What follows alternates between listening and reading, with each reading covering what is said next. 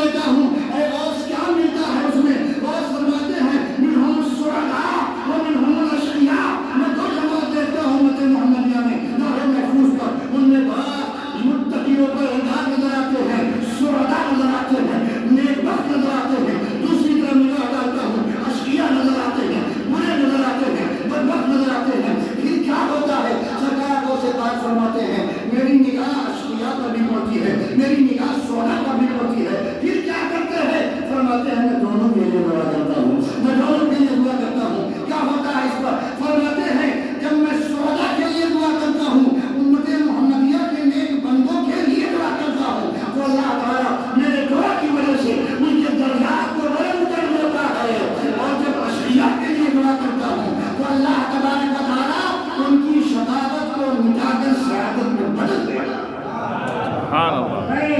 میری نگاہ پڑتی رہتی ہے، میں دیکھتا رہتا ہوں امت محمدیہ کا کوئی شخص بگڑا ہے، اس کے بگاڑ کو دور کر دیا ہے۔ دنیا میں انسان اپنے اعمال سدھارتا ہے، میرا غوث بغداد میں بیٹھ کے لوح محفوظ پہ سدھار بھیجا ہے ہمارے آپ کے حوالے سے۔ کیسا سدھار؟ ہماری قسمت بگڑی ہے، دعائیں مانگ مانگ کر اللہ سے بدلنا دیتا ہے، اللہ سے بدلنا دیتا ہے۔ دعاؤ ترد القضاء الصدقۃ ترد البلاء، صدقہ بلائیں ٹالتی ہے اور میرے غوث کی دعائیں قضا میں تبدیلی لاتی ہے۔ اگر ایسا تھا تو ایسا میرا غوث کروا دیتا ہے، اگر شقی تھا بندہ شریک بنا دیتا ہے میرا غوث، اگر بندہ صرف شریک تھا تو اس کے درجات کو بلند کروا دیتا ہے میرا غوث۔ اس لیے غوث پاک کے دامن سے وابستہ رہو، غوث کی یاری کرتے رہو، غوث کی مجلس کرتے رہو، غوث کا دم بھرتے رہو، غوث کا نام لگاتے رہو، غوث کی غوثیت کا چرچا کرتے رہو، وہ تمہارے لیے یہاں بھی مفید ہے وہاں بھی مفید ہے۔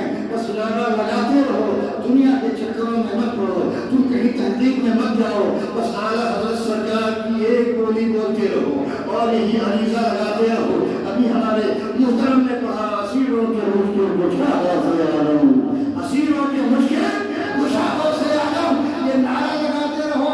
اسیروں کے مشکل کشا، اسیری میں جو قید، اسیر کا معنی قید ہوتا، جو قید کی زندگی گزار رہے، گناہوں کی قید میں ہے، لذتوں کی قید میں ہے، دنیاوی قید میں ہے، شہوتوں کی قید میں ہے، تمام خرافات کی قید میں جو الجھے ہوئے ہیں، مقید ہے، اے میرے غوث ان تمام مقیدین کی اسیری کو ختم کر دو اور ان کی مشکل کشائی کر دو۔ فقیروں کی حاجت روا، فقیر ہو میرا غوث حاجت روا ہے۔